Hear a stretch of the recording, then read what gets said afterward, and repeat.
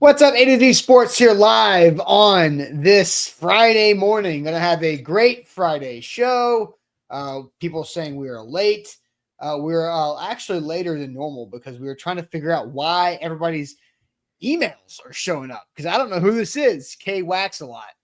I don't know what your regular A to Z name is because everybody's I don't know. I don't know why it's happening. We're not trying to dox you guys. I know this is Rooney Glover, SG Glover 24 at something.com for his email. I don't know. I don't know why it's happening, but we tried to figure it out before we went live. Nothing's changed in our stream settings for YouTube, but that's the situation. So I can't control anything. I see people are like, oh, Austin, fix it. Like it's a glitch. I think. It's a YouTube glitch. It's not us. It's yeah, not I us. think we're not out here trying to scoop your emails from your that. So I mean, I know it's just our channel. I got it. I check the zones too. I don't understand. It's not my fault. I didn't touch anything. Ethan didn't touch anything. Ryan didn't touch anything. Buck or Ross didn't touch anything last night. Just a YouTube glitch. So we're gonna have to roll with it. So I don't know what's wrong or why, but we're gonna roll on with this Friday show because we have an interesting topic at the top about a Titans wide receiver battle nugget dropped by NFL analyst and a dark horse lock to make this roster. We'll go through that. And then Easton, it is week 2 of your summer movie review series. That is right. You watched Billy Madison last night. Not a sports movie. No. This will be the only non-sports movie that you'll watch because we will have a poll that goes up later today. For the next movie you will watch, I've got the short list of movies right here that will go on the poll. The list is 6 long, but only have 4 spots on the poll. So we'll have to make a couple cuts as well. And then it's good news time, which means we have our last 4-pack of tickets to Holiday World and Splash and Safari. So you can check that. We will give those away to somebody watching the show today. That's fun as well. Let's go. So let's get it going here live on this Friday. Welcome in, Easton. Let's do it.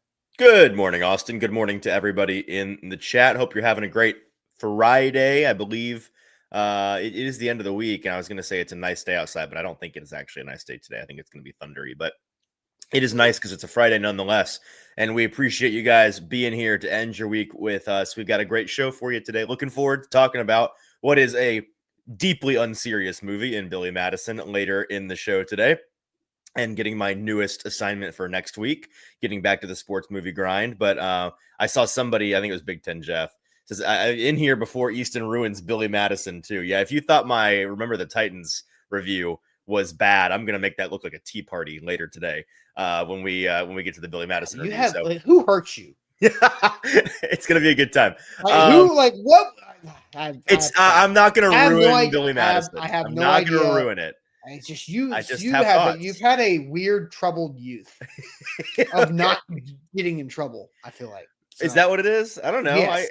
I was a good kid. There's nothing to get in trouble for. I was such a perfect child. We need you to like the show this morning. That is the number one thing we need from you before we get started here talking about a little wide receiver talk before we get to the Billy Madison review. Like the show on Facebook, on YouTube, hit that like button, jump into the comments, even though it's reviewing some people's emails. Who cares? No one's going to take your email. Like whatever. It is what it is. It's 2025. Your email already exists on the dark web. Anybody who needs your email already has it. Yeah. Like whatever privacy you think you might have at this point, I'm here to tell you, you don't. So it's what it is. Welcome to the internet age. So like the show, jump in the comments, and let's get it started. All right, let's do it officially. Welcome to A to Z Sports here live on this Friday. I'm Austin Stanley. He is Easton Freeze, our Titans reporter for A to Z Sports.com. We're Nashville's on-demand sports talk network, going live weekday mornings at 8 Central Time on Facebook, YouTube, and Twitch. Links to the show segment by segment on our Twitter X timeline. Hit us up on Instagram, TikTok, and Threads for more great Titans content. Also, give us a 5-star Google review. If you leave a Google review about the YouTube chat showing your handle and not your username, it's not our fault. So don't hate us on for that. But also, Google owns YouTube, so that'd be an appropriate place to put it. No, I do think there's a glitch going on. That's beside the point. But it's not our control. So we'll keep on rolling here. Got to thank our sponsors before we get going too. Wilson County Hyundai. Make them a part of your new car buying process. Go see them in Lebanon or online at wilsoncountyhyundai.com. The Bone and Joint Institute, boneandjointtn.org, the region's destination for comprehensive orthopedic and sports medicine care, and Barton Drury Insurance Group, customized solutions for all of your insurance needs. They're local and online at bartondrury.com. So, yes, Easton will do his Billy Madison movie review, which sounds so dumb on a sports show, but it's going to be funny, and there's a reason why we did it. Easton's summer movie review series of things that we've all seen that he hasn't until at the age of 25 continues to roll on. Remember the Titans was last week. We get Billy Madison later on today, and the movies that are up for grabs, we'll pick 4 of the following for Easton to watch next. Space Jam. Again, he has never seen any of these movies that we have all seen. Space Jam, The Program, Hardball, Caddyshack, Major League, and Sandlot. You have never seen any of those, which is bizarre. I actually believe that I saw The Sandlot in grade school. Like, I think because I remember, I can know of scenes from The Sandlot. I think it was like thrown on by a sub. So maybe we will remove Sandlot because if you want to narrow it down, we have to cut 2 anyway. I'm pretty sure I've seen The Sandlot in my life, and I know the like famous lines and stuff from it. Okay, so we'll and you saying The Sandlot makes you sound like you've never seen it before. Even though I mean, again, I probably saw it in like 6th grade. So.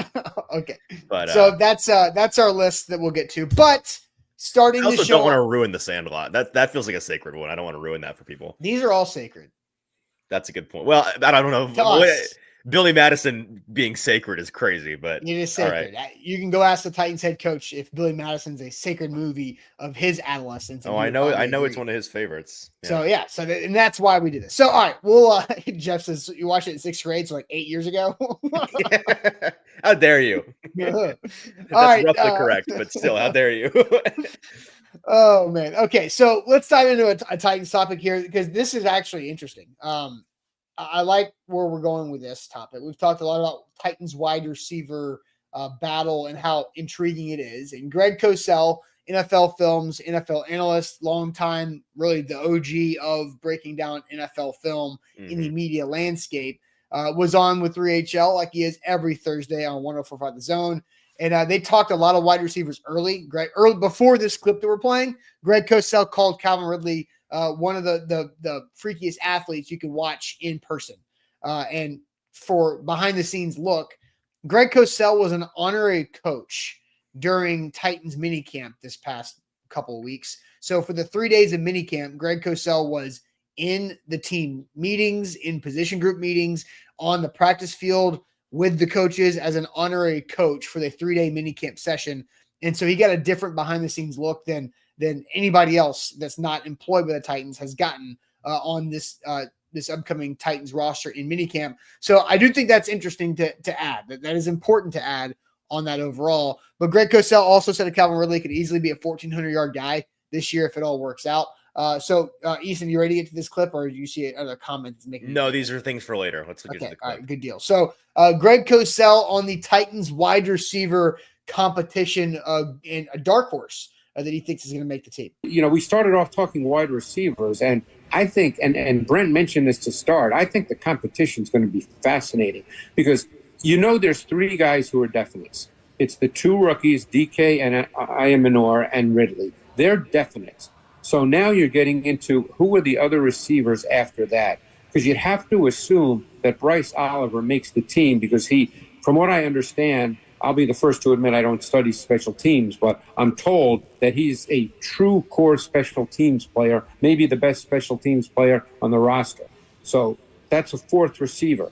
So now you get into Lockett, Van Jefferson, Restrepo. It's going to be really competitive to see who the receivers are after those main 3. So I don't think anything's new there, Easton. No, that checks out. But I think it means more because it's a confirmation of something that we thought, right? Bryce Oliver is going to make this football team. Yes. Bryce Oliver is going to make the football team. He is one of the best special teams players on the roster, and that happened throughout the year last year. He didn't go into last season as an undrafted free agent rookie as one of the best special teams players on the roster. He earned that and worked through that and worked his ass off, honestly, to be valuable on game day. And you saw that play out. So then you also heard at the beginning of that 3 definites to make the team. Calvin Ridley, who Cosell thinks could get 1,400 yards. And then you've got the 2 rookies in DK and Io Manor. And then Bryce Oliver. So you got 2 comments right here from Demario Patterson. I'm going to expose, if I don't like your comment, I'm going to expose some of your embarrassing usernames. I'm just kidding. Bryce is making the team for sure. And then IR says Bryce is not a lock, in my opinion.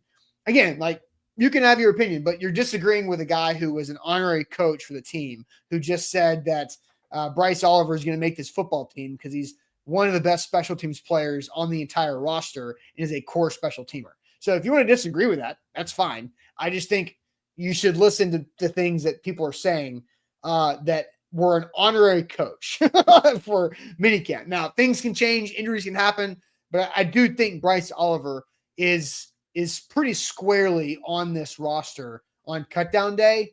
What is he? Wide receiver 4, 5, 6, 7? I don't know, but he's special teams guy on the field. And he's a game day active guy right now, where some of these other wide receivers are not active on game day because of numbers necessarily. But I do think that Bryce Oliver is active on game day as one of the 46, 48 guys. So, Easton, what do you think about the Bryce Oliver conversation? Yeah, I mean, I've not listed him as a lock in any of the things that I've written or the shows that we've done, but I mean, I am the conductor of the Bryce Oliver train, have been for a little over a year now. So very exciting news to hear this come out of Greg's mouth. And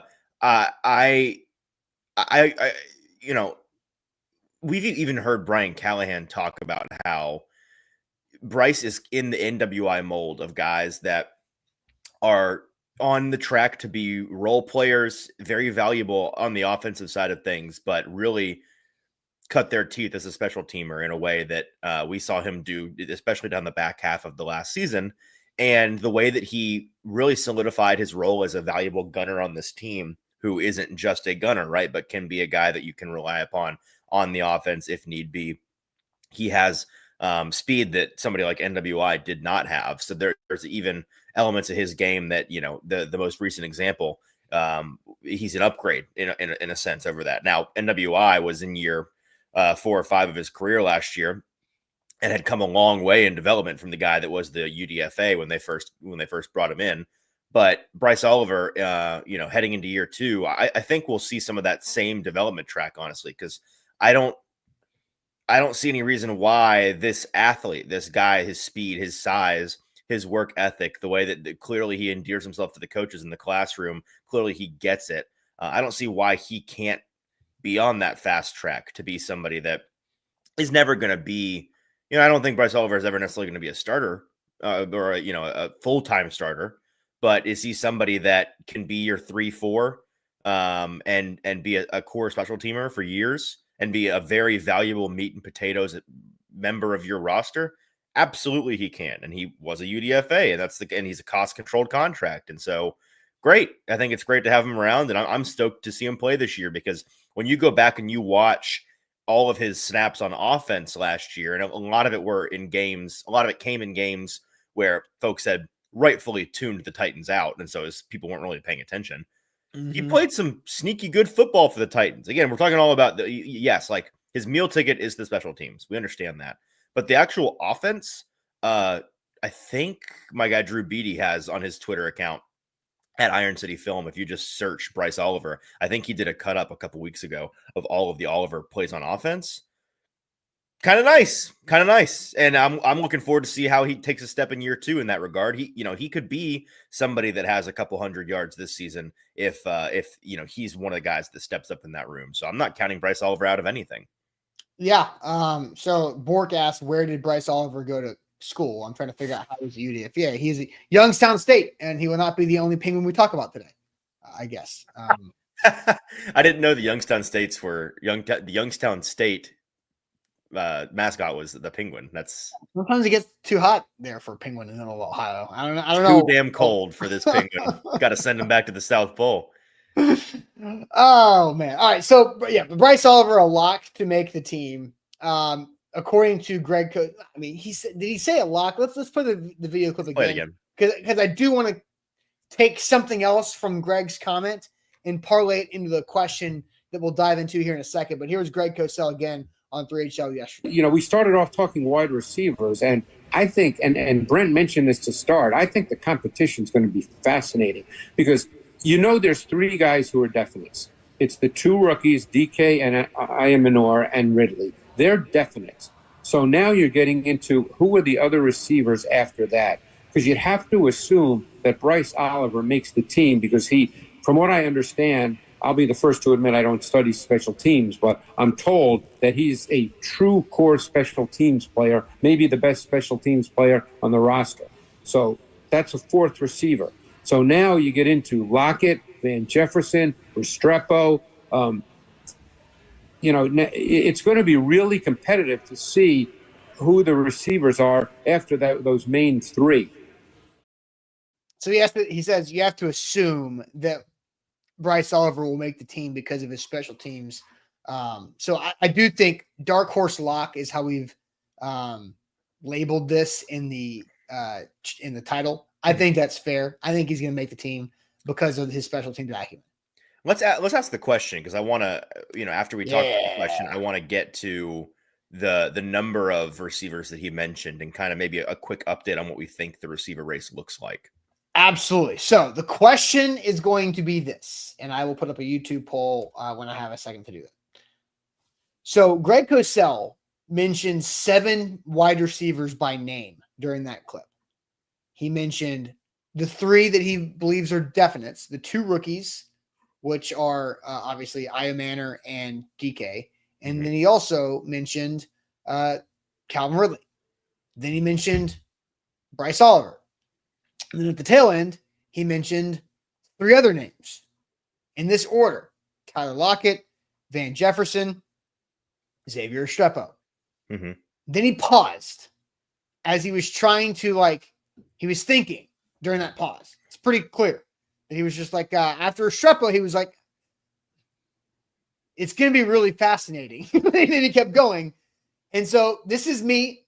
Now I am assuming, I'm trying to read between the lines of Greg Cosell, who was, again, honorary coach at Titans minicamp. So y'all should have seen him strutting around out there, by the way. I mean, this guy was prowling the sidelines out there, chatting it up with equipment guys, and just like he ran the place. It was he kind of has masterful. that Peter Griffin-esque laugh too, which makes me giggle. Yeah. Greg Cosell's giggle makes me giggle. So here is the question that I'm going to ask today: buy or sell? There are only 7 wide receivers who have a chance to make the Titans roster. Buy or sell? There are only 7 wide receivers who have a chance to make the Titans roster. So that's the question we'll get into here. I do want to get y'all's thoughts on that. Buy or sell 7 wide receivers, or only 7 have a chance to make the Titans roster. There are 13 that are currently on the 90-man roster. So we'll get to that here in a second. The first 91-man roster. 91, that's right. That Thomas Odukoya exemption that can last forever. But first, Barton Drury Insurance Group, customized solutions for all of your insurance needs. They are local and here to help you find the best and the right insurance plan that you, your spouse, your family, your business may be looking for. And they can help you just like they helped Zach and I this past year find the health benefit coverage for our employees for A to Z Sports. We've also got them for workers' comp, because got to have that too. That's a law. So we got that. All good. And also got to make sure that you are insured with whatever that may be. It could be rental, could be your home, could be auto. Looking for a surety bond out there. Barton Drury's got you covered right there. Life insurance, very important as well. And they can help you understand all the policies, all the big words, the legalese. They can be very overwhelming and intimidating. We all have other things to do. We're very busy. We don't have time to understand insurance lingo. These guys do. So make sure you trust them. They're local. They're here. They're sports guys. And they're right there online at bartondrury.com. There is so much more to say, but first, make sure you've liked the show, and then go on over to Google, search ATOZ Sports, leave us a 5-star review. It is free. It takes no time at all, and it's very helpful for us. We appreciate you guys leaving those reviews. All right, so I'm about to put up the YouTube poll here in a second, but my take on this: Greg Cosell, an honorary coach at Titans minicamp, back in early this month, right? Early June. Yeah. Mm-hmm. There all 3 days, was in meetings, was on the practice field, doing all of it, right? As an honorary coach for the Titans. He lists on 3HL 7 wide receivers in this conversation here with the guys on 3HL. Don not there yesterday. But the names he lists, Calvin Ridley, Io Manor, DK as the definites to make the team. Bryce Oliver, you have to assume to make the team because of his special teams acumen, one of the best special teamers on the entire roster. Then he says, then you got guys like Tyler Lockett, Van Jefferson, Restrepo. Then he pauses. Mm-hmm. Then he talks about how fascinating the competition is going to be. That's it. So my reading between the lines, testing the direction of the wind by licking my finger, buy or sell. There are only 7 wide receivers who have a chance to make the Titans roster. Would you like me to respond or go to the chat? Because we got some responses To the chat, you go. Okay. All right, to the chat. The chat says that Andrew thinks there's only 6. Titans Kyle says he's buying that there are going to be 7. Shrike says, after last year, I will not make a special teams ace a lock until it happens. NIR Hoshi and DeMario and Juggernaut are all buying it. Sheed and Duran are selling it. Scott says, I don't know why Van Jefferson is a lock. He sucked for the Steelers last year. Got an article. Nobody said he's a lock. I did. Well, you did a whole thing on it. But like, you haven't said that today. Like, you haven't said. No, but I still think it. So no, I know, but Scott sounds like he's replying to somebody today. Like, again, Greg Cosell didn't say Van's a lock. Greg just mentioned 7 names. He just said he mentioned 7 names. 3 definites, Bryce Oliver, and 3 other guys. Joshua is buying it. Bork is selling it. He thinks they're only going to keep 6. So that is a big question. 6 or 7. How many are they going to keep? Again, that's not the question. I know, but it can be. He gave an answer and then he gave his reasoning. The reasoning doesn't support the answer. Like, there are only 7 guys who have an opportunity to fight for 6 spots. Do you buy or sell that? Like, if there are 6 spots up for grabs, I hear you. I'm saying 7 guys are fighting for 6. Well, maybe maybe the implication here is that he thinks that there are only 6 guys and they're only going to keep 6 of them. And that's why he's selling. I don't know. Don't sell Bork short. Sell. Prochet still has a chance, says Daniel Caribbean. Now that is a quality comment. That's a sure. Buy, sell. So mostly buys in the chat. Mostly buys. Tall Texan says sell. Need to keep at least. Okay, Tall Texan's just being the usual loser troll that he is in the comments. Hey, don't call him a loser. I didn't call him a troll all you want. I didn't call him a loser. I called him a loser troll. Okay. Oh, so it's a hyphenated. Yeah. Just give it Tall Texan a hard time, but mostly buys in the chat. Mostly buys. Easton, what do you think? Yeah, I'm selling it for the same reason that Daniel Caribbean is selling it. I think that there are at least 8 guys that have a chance. It's like you see the polling results in a political race, and it's like there are guys at the bottom that got 2.9% of the vote. They're around. The independent and the Green Party representatives are in this race. You can't say they don't have a chance, even though the chance may seem real slim. And I think you have to at least include James Prochet. Now, there's a part of me, since we're talking about special teamers, there's a part of me that wonders if there is a world. I mean, like, this is not likely, but I am very curious to see what Colton Dowell looks like in pads, and everybody's going to dismiss that. But the dismissal in your heart is based on the fact that you don't know anything about Colton Dowell. It's not because you've seen Colton Dowell and you think he's bad. He's a mystery box still. You've not seen him. And last we saw him, he was doing special teams things and being valuable on special teams. And he could prove to be a really valuable special teamer that will be hard to cut. Now, I don't think he's going to make the team, but if I'm including people that technically have a chance, I might, a couple days into padded practice, say, there might be 9 guys technically competing for a spot, and Colton Dowell might be that 9th. But I think at least Prochet makes 8. Now, I do think Prochet, and if you want to include Dowell, at this point, trending in the wrong direction. It does feel like the Titans. Here's the thing. It feels like the Titans kind of have their set 7. And maybe the biggest question then becomes, okay, is it 6 or 7? And I think it's 7, because the only reason it's 6 is because you feel like you need to keep extra running backs or extra tight ends. And I don't see why. Well, we talked about tight end, though. Like, yeah. But like, last year they kept 3 running backs and 5 tight ends. You could keep 4 and 4. Like if that's the case, then yeah, you're probably keeping 6 receivers. I don't think adding up the running backs and the tight ends, they are keeping more than 6 or 7 of those guys. Last year they kept 8, right? And that's why they kept 6 receivers. If you're only keeping 6 or 7 running backs or tight ends, then you can take 7 receivers, unless you feel like you need 10 or 11 offensive linemen. And I don't think they're going to do that with either. Lloyd Cushenberry, with the Achilles, there could be some. But last year they went light and only took 9. So I think that 7 is likely at this point. The one pushback I will present, and then I want to hear your thoughts, Austin, is, I know that Greg said it, and I know that we all feel it, and it does. Like I share your thoughts on this, and yet I still think it's going to be easy to get comfortable with the whole Restrepo thing, which is like, well, of course he's making the team. It's still a long road to me. It's still a long road. Well, and by the way, Cosell followed up a couple questions afterwards on 3HL and said that he has an uphill climb. Okay. Well, so he's not like Restrepo, but because he's a slot only guy. Mm-hmm. And DK, again, Greg Cosell said a lot of things about the wide receivers that we have been talking about. DK can play all 3 spots because that's what he did at Florida. They like him as a big slot because of his speed. They need versatility. Restrepo's a slot only guy.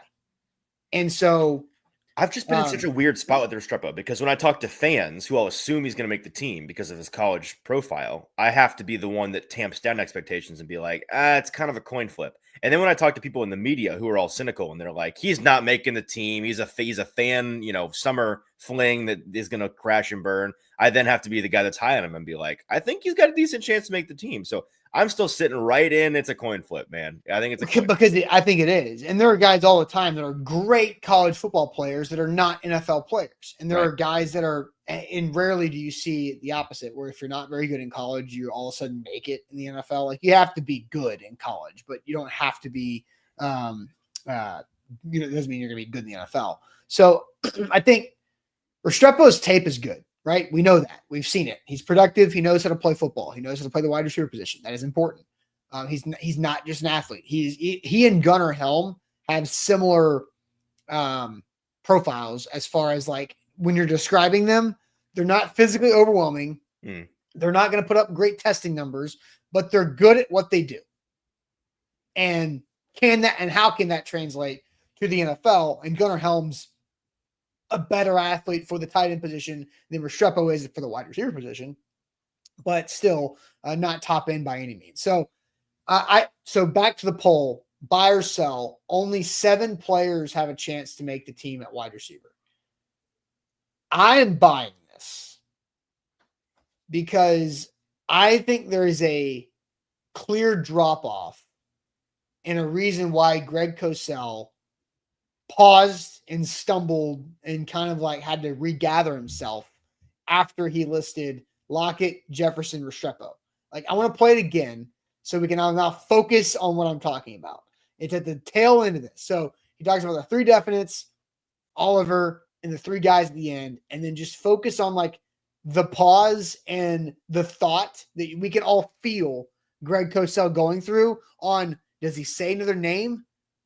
No, because they don't have a chance, is kind of what I assume is going through. We started off talking wide receivers, and I think, and Brent mentioned this to start, I think the competition is going to be fascinating because there's 3 guys who are definites. It's the 2 rookies, DK and Ayamanor and Ridley. They're definites. So now you're getting into who are the other receivers after that, because you'd have to assume that Bryce Oliver makes the team because he, from what I understand, I'll be the first to admit I don't study special teams, but I'm told that he's a true core special teams player, maybe the best special teams player on the roster. So that's a 4th receiver. So now you get into Lockett, Van Jefferson, Restrepo. It's going to be really competitive to see who the receivers are after those main 3. So Restrepo, it's going to be really competitive to see. It's just, does he name anybody else? So you take that to mean he does not think that there is anybody else. I take that to mean he is Greg Cosell, who covers all of the teams, and he forgot anybody else. Like, I think 7 is the number of receivers he knows on this team. I don't think he knew any other people in this. Traylon Burks. He knows Traylon Burks really well. You know how easy it would have been to just say Lockett, Jefferson, Burks, Restrepo, or Restrepo, Burks. Like, hey, do you know how easy it is when you don't live here to forget that Traylon Burks exists? He was just here in the meetings with Traylon Burks. Paying attention to him?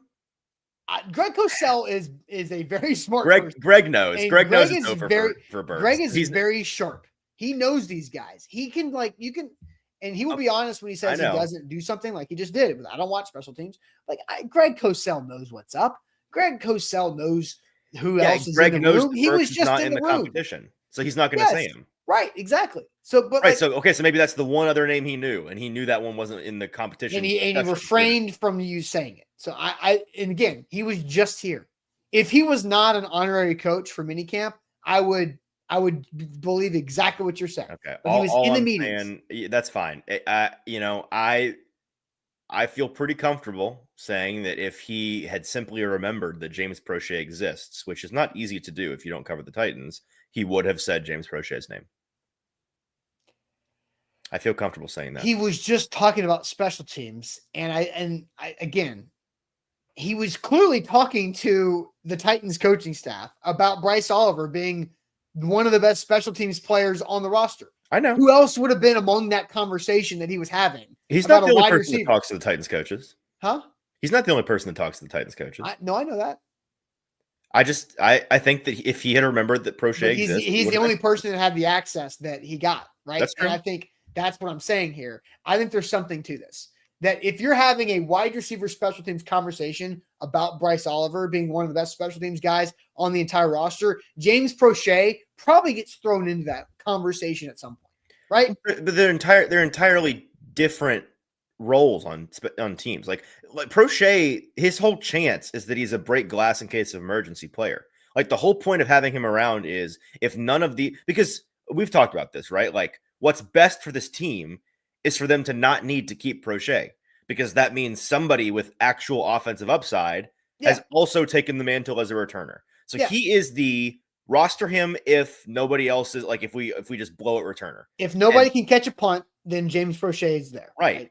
And based on what we know about this team the past couple of years, it is not out of the realm of possibility that no one can catch a punt. It's super not out of the realm of possibility. They have gotten rid of guys who've been dropping punts. I know, but they've proven that it's not easy to just go find some Joe Schmo that can catch punts. They also got rid of the 2 guys who couldn't teach guys how to catch punts. So listen, I'm not saying that I have no faith in somebody else taking the mantle. I am hoping and praying that they do. But for that reason, I think you cannot exclude Prochet's chances. And I don't think Greg would have if he had remembered in that moment on that. Because, you've been on the radio. You know how it goes. You're getting interviewed. You get asked, you get on the spot, and it's like, you just don't quite remember everybody's name. You have mush brain for whatever. Yeah, and he rattled off 7 names impressively, and I think he just forgot one. Yeah. I think it's 7. I think 7 guys have a chance to make the Titans roster at wide receiver, and that's about it. Like, obviously injuries can happen, which opens the door for somebody else. But I think if all goes to plan, they are trying to decide whether they want to keep 6 of those guys or all 7 of those guys. And I think that's where I'm buying this from Greg Cosell. So the poll that I'm going to end right now, because I did see the comment in the chat about the next movie poll. So I'm going to do an in-one poll so I can start the next one. Buy or sell, there are only 7 wide receivers who have a chance to make the Titans roster. Buy is at a 68%. Sell is at 31%. Now, there's a percentage loss in the decimals somewhere in there that YouTube's not showing us. But 68%, 32% if you want to round up. So buy versus sell. I'm the buy. You are selling it. So I think that probably aligns with what we've seen from the chat answers as well. Most are buying. Easton, you think Prochet, and as of right now, Colton Dowell, because of his special teams acumen, has an outside chance to potentially be in the mix. Outside, but yes. Yeah. To be in the mix, right? He could be right there.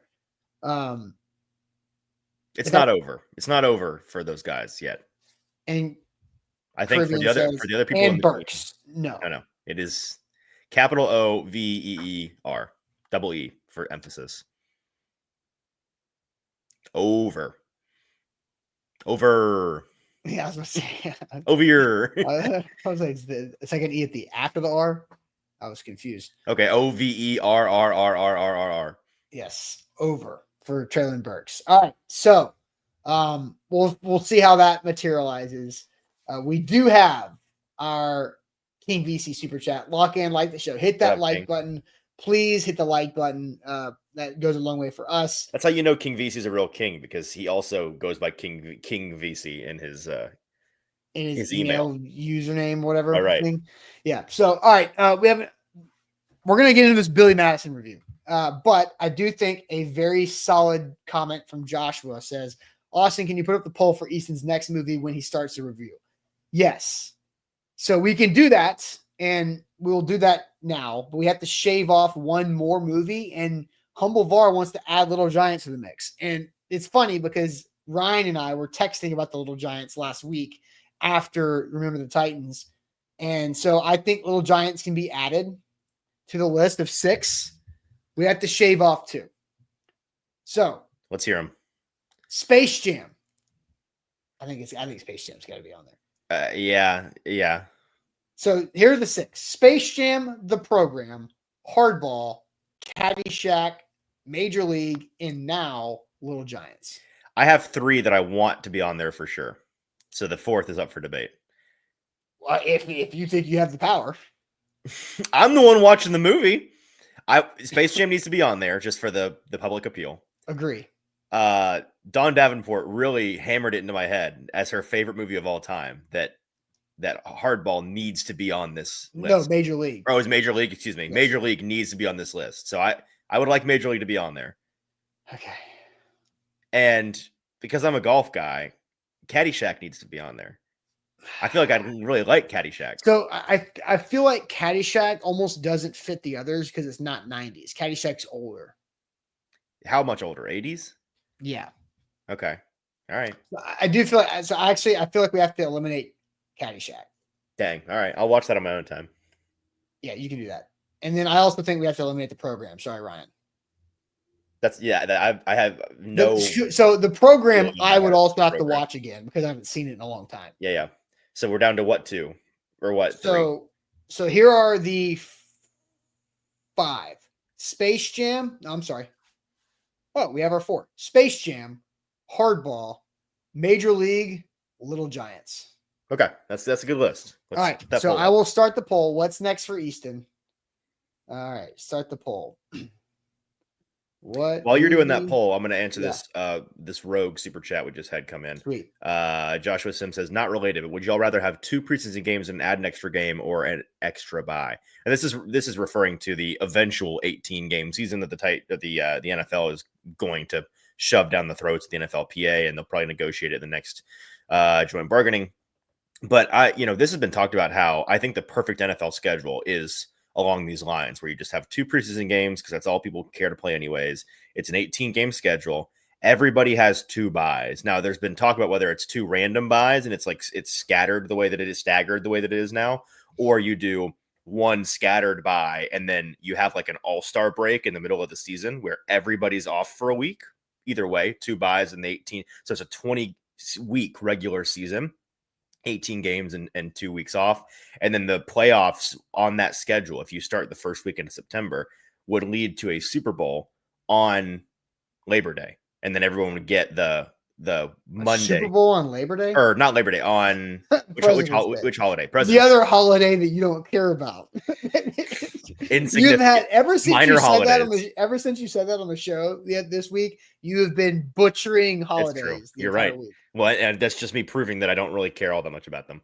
And I'm born on one of those minor holidays. I'm a Veterans Day baby, so I can say it. I think that means I get to say it. Sure.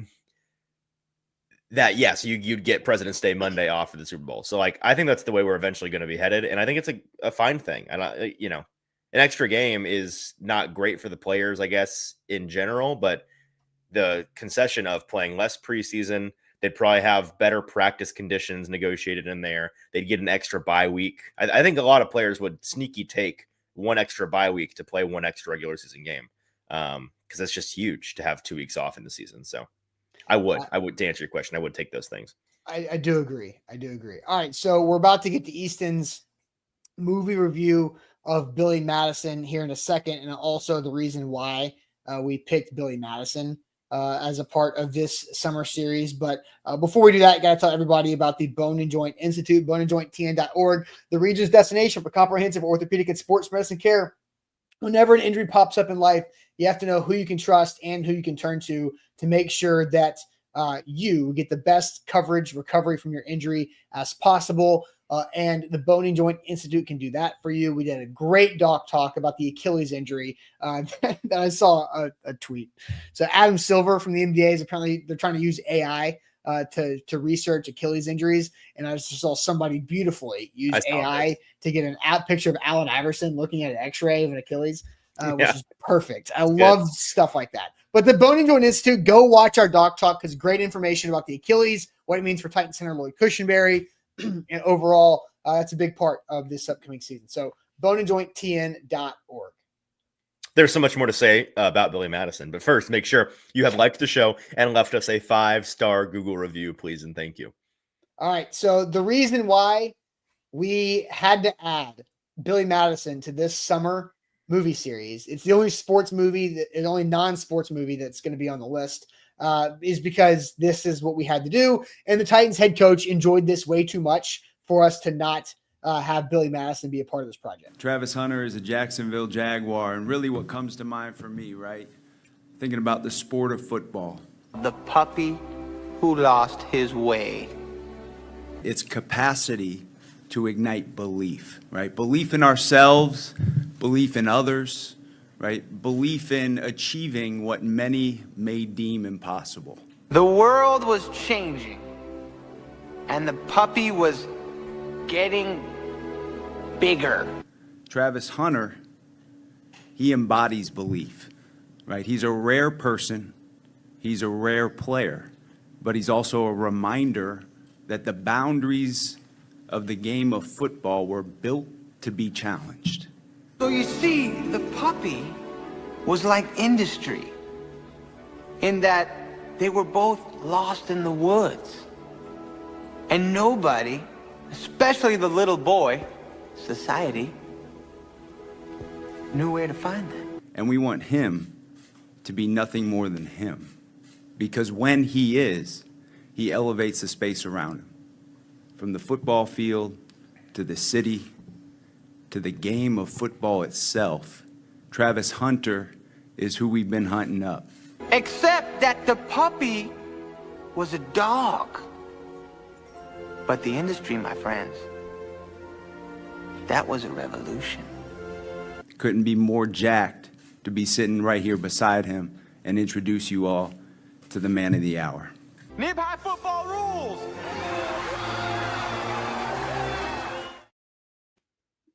So does that clip hit harder now that you've actually seen the movie? So much. I mean, it was already just like anecdotally funny, but it's it's very good. The most underrated.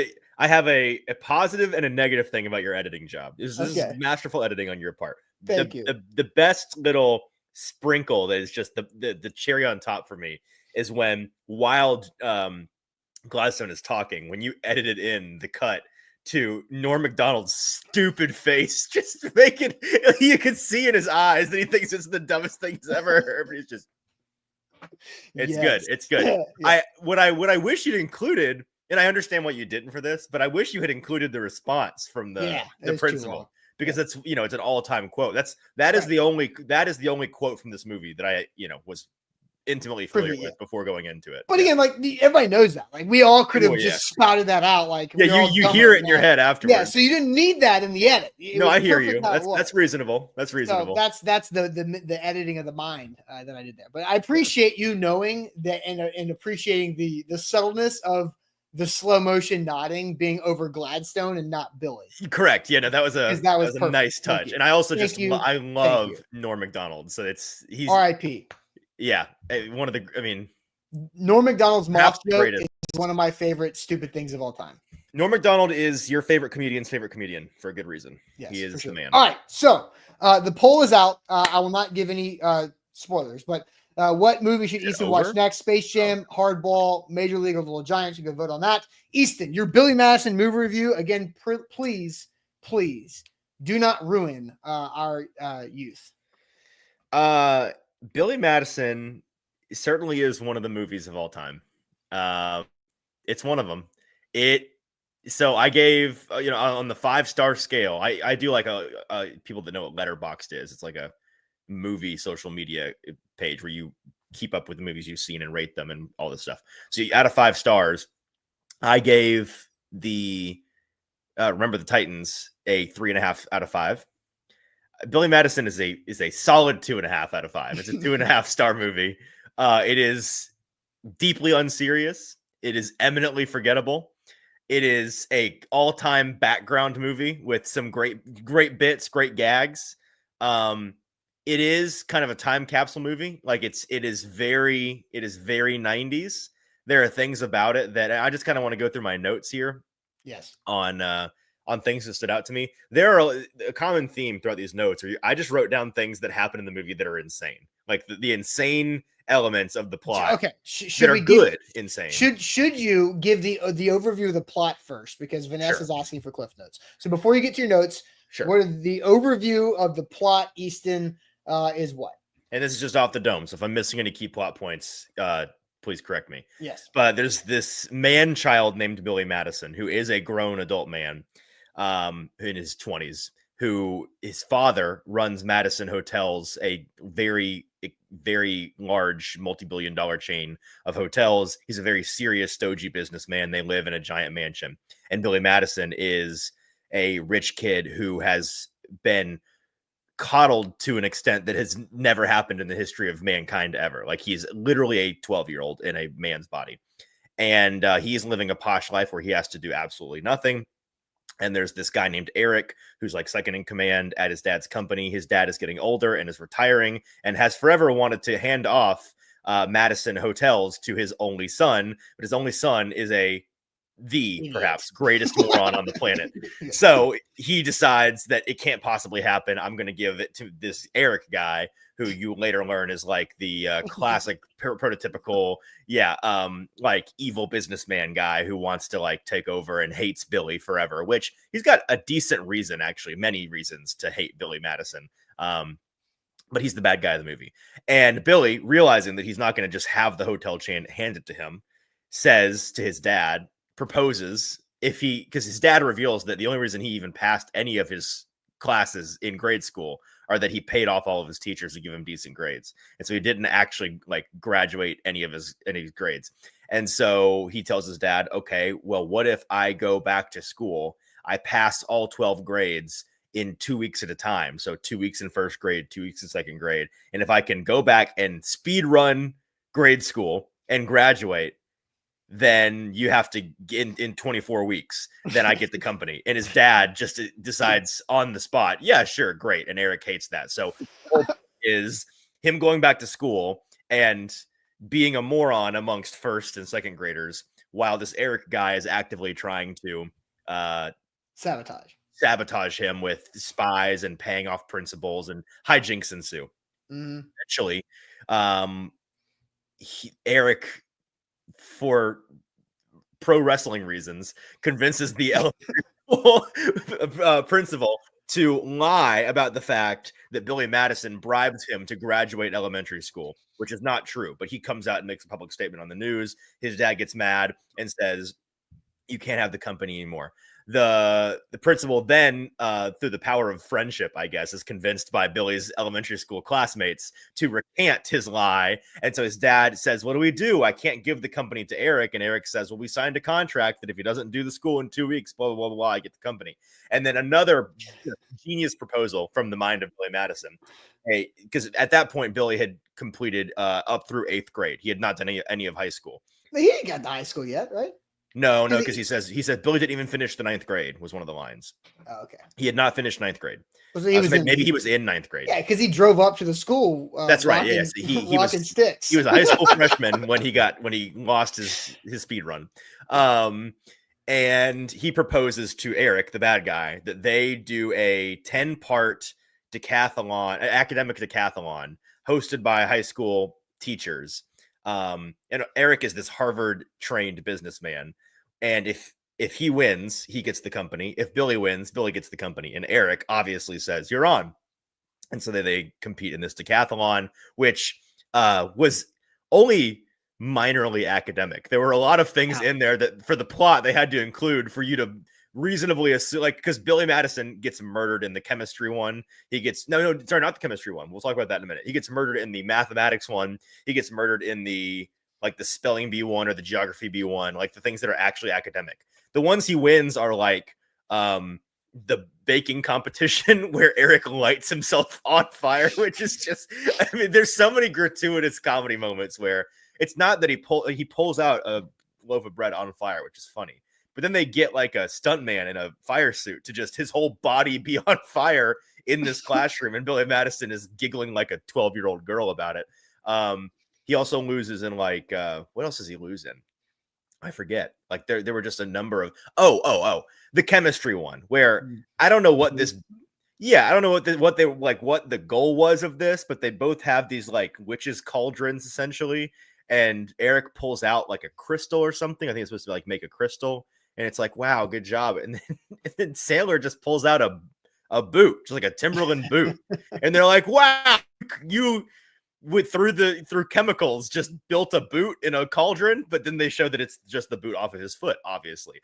That's a good, like, I don't understand that bit. You're not supposed to. Like, it's just dumb for being dumb. So, well, anyways, they get to the end. The overview. That scene from The Puppy That Lost His Way is the final challenge. And in the final challenge, Eric's question is about business ethics, which is like hard kind of to believe what happens because, again, he's a Harvard-trained businessman who can't waffle his way through a business ethics explanation. He's just basically asked to define business ethics, but I guess the whole bit is that he is a deeply unethical businessman, so he can't explain what business ethics are. And then he decides to pull a gun on a crowded auditorium, which is a crazy 90s thing that I don't think you would see in today's movies, because in today's movies, that'd be like a very serious moment. In this movie, it was like, haha, he's got a gun, and everybody runs out.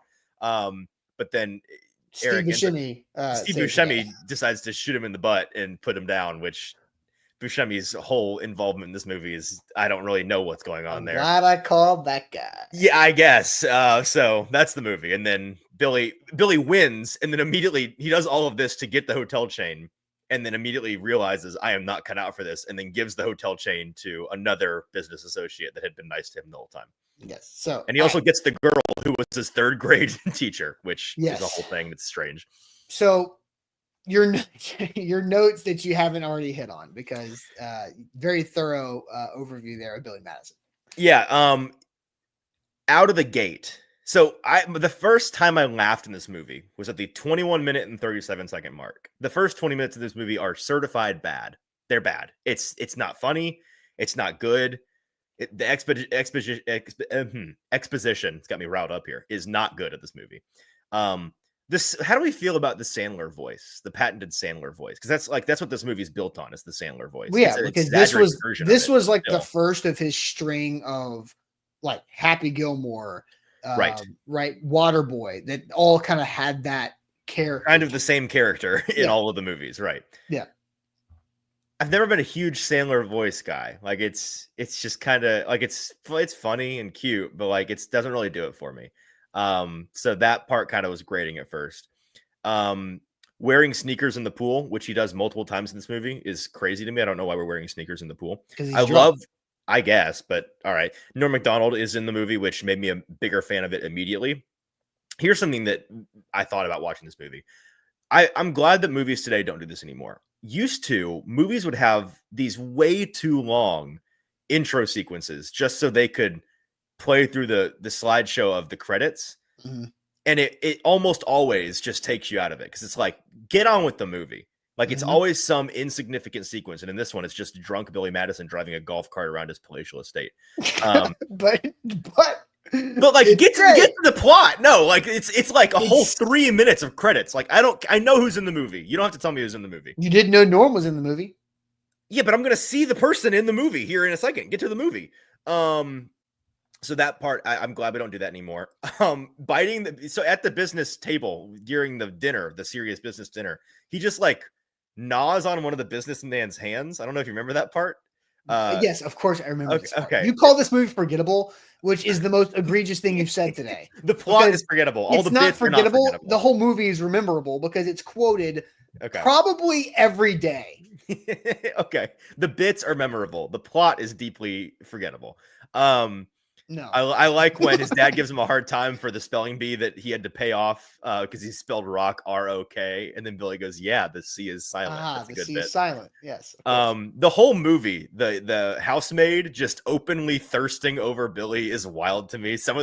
A lot of the things in this movie that I want to review and say I can't say on the internet All right, because I'm going to give you a quiz. Whose sweater did Billy borrow? oh man, I remember him saying it, but I don't know. Was it Eric's? I don't know. Whose? I don't. The maid's?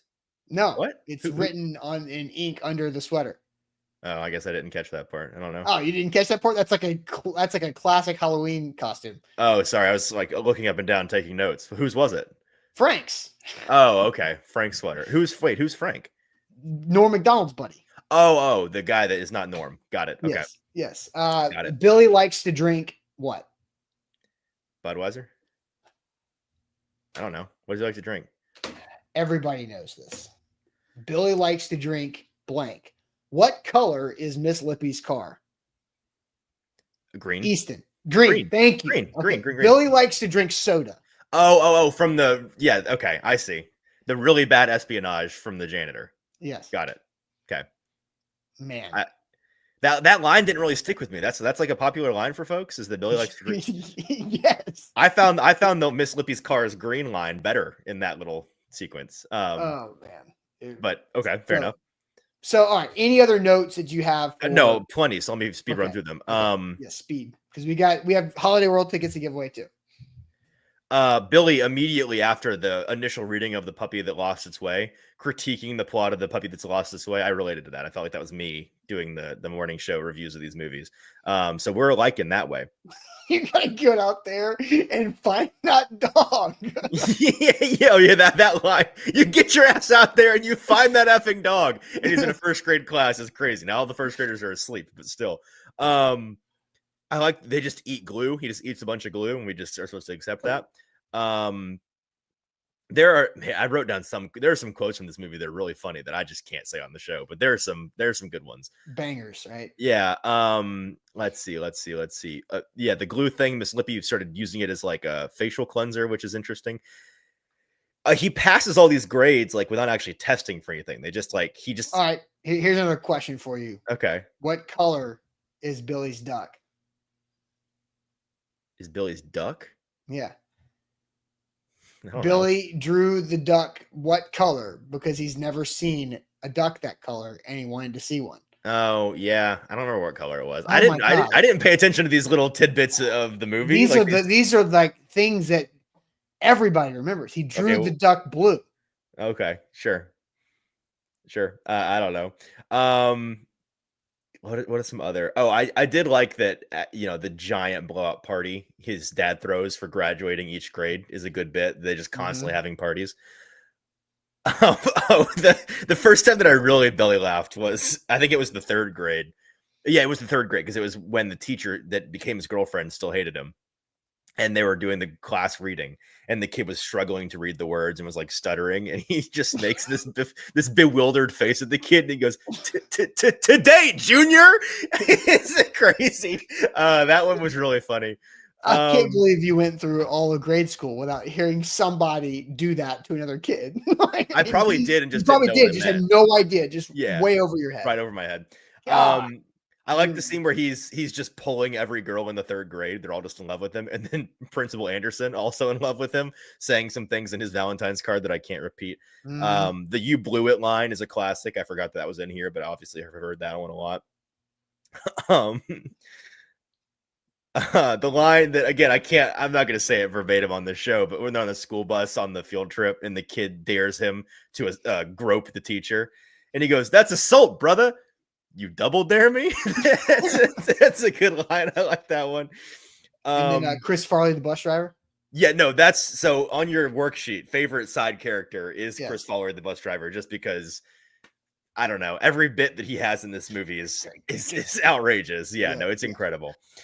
The fact that Miss Vaughn, his third grade teacher, goes from absolutely despising him to like being in love with him in like 3 days for reasons that aren't specified. I don't really. That's just a turn that they make for no reason in the movie.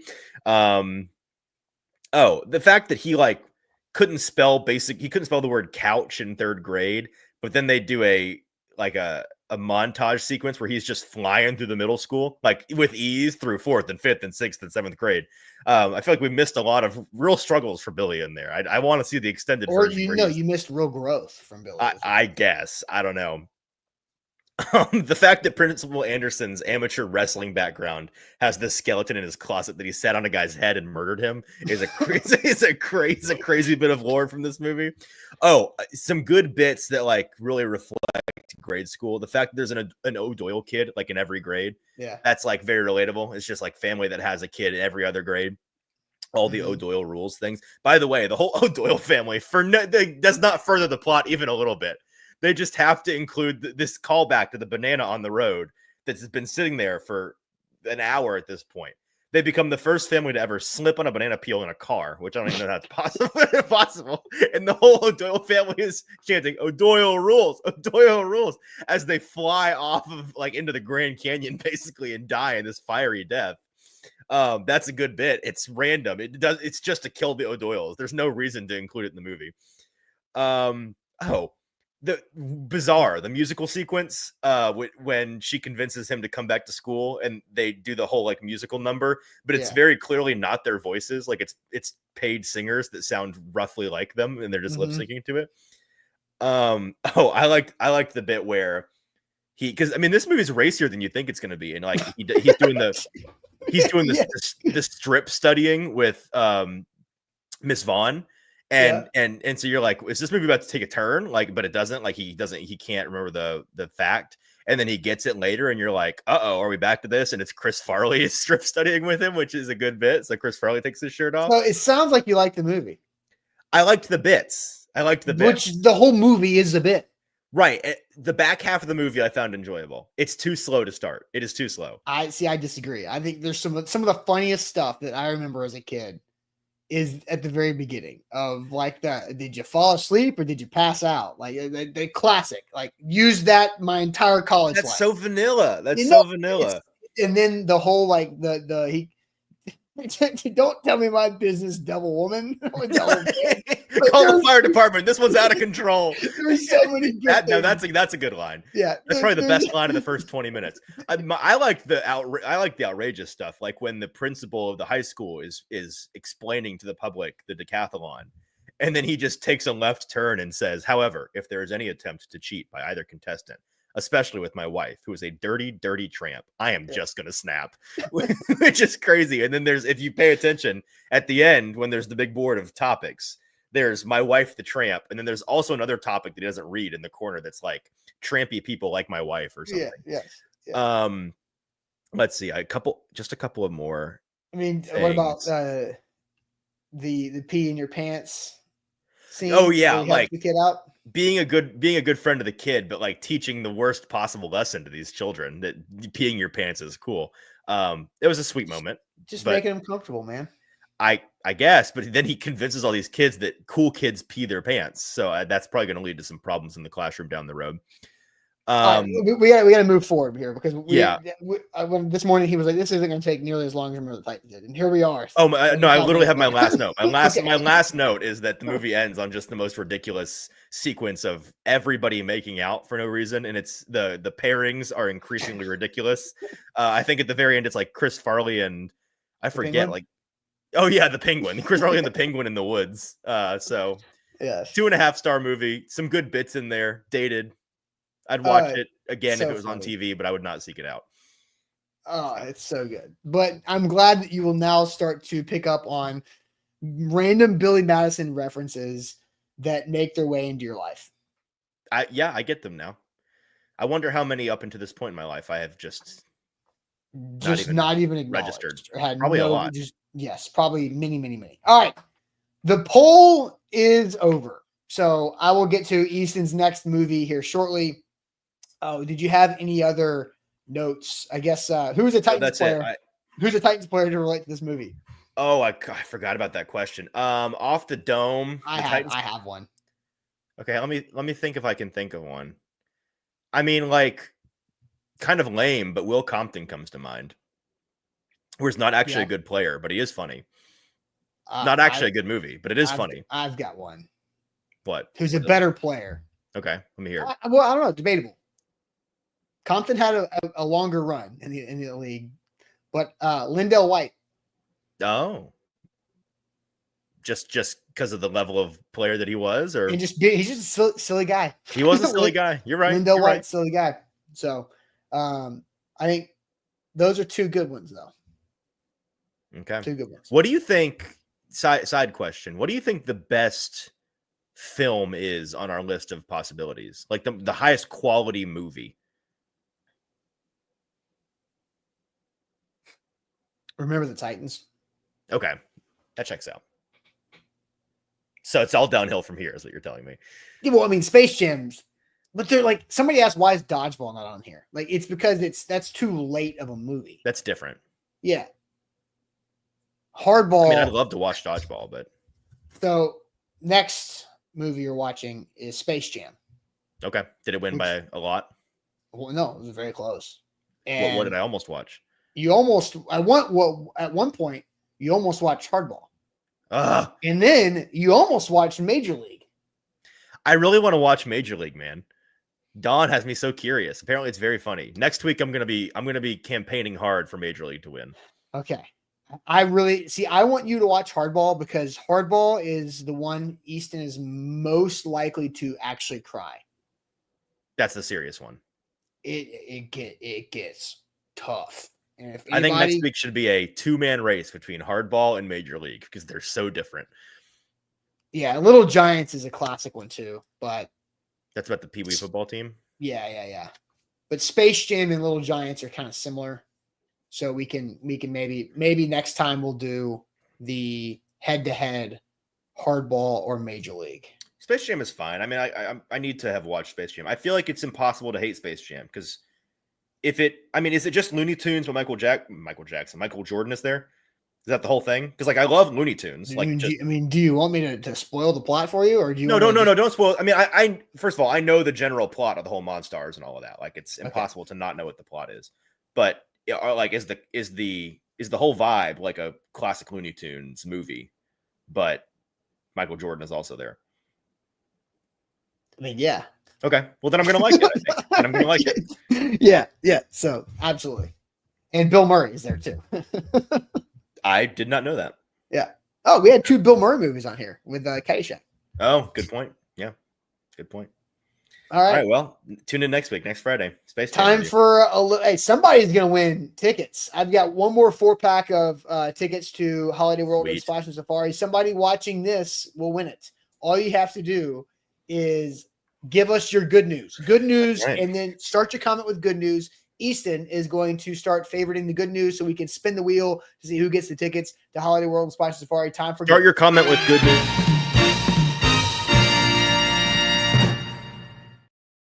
Shout out to Holiday World and Splash Safari. They are just 2.5 hours north of Nashville. It's so dang hot, right? It's ridiculously hot across the country, honestly.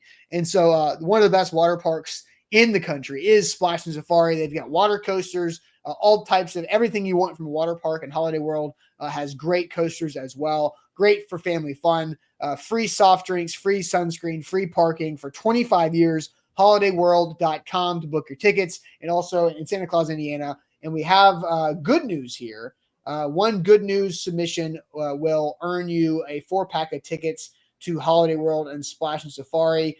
Your level of how good your good news is irrelevant. It's a random spinning of the wheel. So Easton is sitting here making sure he's got some good newses counted up. I will read the good newses as Easton's tallying them. Tighten up. Good news. Going up to the cottage this weekend for the first time with our 5-month-old son, getting off work early for it. Congratulations there. Fun. Says good news. Last day of work, 18 days off, heading to Daytona Beach next week. Whoa. 18 days off is a lot. You might just pile all of your vacation time into one. Johnny says, good news. Florida trip coming up next week. Joshua, good news. Got to watch the show finally on his day off. Congratulations for catching the Billy Madison review episode. Yeah, you caught one of the greatest shows of all time here. I think it's fun. Kindle, good news. Kids are starting karate this weekend. Jeff, good news. Watched the entire show from my 90-degree pool and finally going back to Disney this weekend. 90-degree pool might be a little too toasty for me if I were in a pool right now. B-Bird says, good news. Have the day off and got to watch live. Also have 3 new students starting this week. Congratulations on 13 new students. Yeah. That's a lot. Shrike, good news. Summer school is over. I won't have time for Holiday World, so don't put me in the running. Okay, we can take Shrike off. So Shrike is off there. Appreciate that. Let's see. Now we got Pruitt. Good news. Got 2 weeks off from work so I can listen to y'all every day. Well, bummer. My good news is that we're not going to be live every day. So we're going to be taking some time off ourselves. Oh, is that next week? Yeah. Yeah, dude. Whoa. Next week, right? We'll be live Monday. Monday we'll be live, and then we'll have some days off. 4th of July holidays coming up. Then we've also got some other time because training camp is coming quickly. It is. Jeremy, good news. A lot of double time pay this time of year in a busy season. Love That's that. good. Nick, good news. 71 days till Titans football. That's about right. Wow. Caleb says, good news. First weekend in months with nothing planned, ready to be lazy. That's always fun sometimes. Damien finally settled into his new home after buying it a few weeks ago. That's a lot of work. Bustin, baby not here, but wife got anatomy scan last week. Everything looks normal. He is 15 ounces already, though. Wow. Moving along with that pregnancy there. Let's see. Got 4-day work week coming up with Titan Vol. A lot of other good news coming in. Vols may flip the number 1 wide receiver, Tristan Keys. That'd be a great little news piece there. Humble VAR, good news. Son got into 3 college offers on Tuesday. Great kid, student athlete, makes straight A's in the beta club. He's just going into the 10th grade. Proud father. That is big time. And then Cam Ward jersey showed up. Let's see. Darius, good news. Thanks for the advice, Austin, about the socks. And got the tickets, taken off the list. So Darius had his son right after winning the tickets the first time. I gave him my advice for the hospital was make sure you have comfy socks. Take care of your feet in the hospital because those floors are really hard. So, all right. We have 17 comments. Yeah. And shout out to the people that stayed to the end for the tickets because these are the best odds yet for you to win. That's right. The first week we had like 42. It was you had no chance. It was a lot. I had to do a lot of counting. So, all right, are you ready to share your screen for our Holiday World ticket giveever here? Our last wheel. We need more sponsors to give us things to give away because I'm enjoying our giveaways here. We can do that. All right, here we go. Are we ready? Let's do it. Our lucky winner today is number 5. Number 5. Fifth comment. Kindle, his kid's starting karate. You can take that karate on a road trip. That's right. This is good because congrats, Kendall. I don't know how many kids Kindle has, but he's got 4 free tickets to Holiday World and Splash Safari. So, Kindle, if you could send a DM on Twitter to either me or the A to Z Nashville account. Either one works. I will make sure to keep an eye out for that. And if you don't have Twitter, I will say borrow one from your old man. If you don't have an old man, find a bum, trade for his, because everybody's got Twitter these days. So, all right, shout out to Kindle for that. And that is it for us. Wait, good news. I guess, Easton, do you have good news? No. No? my good news was going to be that I'm going to play golf this weekend, but now it's going to rain, so I have bad news. I can't golf. So Shrike says you should give Easton 2 movies since we won't be live next week. We don't have enough time for all that. Yeah, and plus we don't have the time for the review. Correct. That's what I mean. Yeah, I have the time to watch the movies. Yeah, we don't have time to record the review. I might watch one of these just on my own in the meantime and give you a 5-second review since we can't get to all of them. I might go watch Dodgeball because that one is one that I feel like I really like. Maybe. And no, you don't think I like Dodgeball? No, sorry. I was reading. Josh said I was 5th. LOL, but all good. No, you were not. I in the order of them being tallied. You may have been the 5th one on YouTube, but you got to remember we're mixing YouTube and Facebook here, Joshua. I'm just looking literally at 1, 2, 3, 4, No, 5. I know. I'm explaining to came back. Joshua why he may have looked fifth on his end, just in the YouTube chat, Oh, yeah. but yeah, not because fifth on the mixed list. Right, for sure. All right. Space Jam. You've got time to watch it. Don't forget. I will not. All right. will That's watch it it. for us. Everybody have a great weekend. We will be live on Monday. But after that, we'll take some time off. But we'll have some content coming for you guys during the meantime. So make sure you hit that like button. Like the show goes a long way for us. And we'll catch you guys on Monday. Enjoy your weekend. Talk to you later. Appreciate it as always.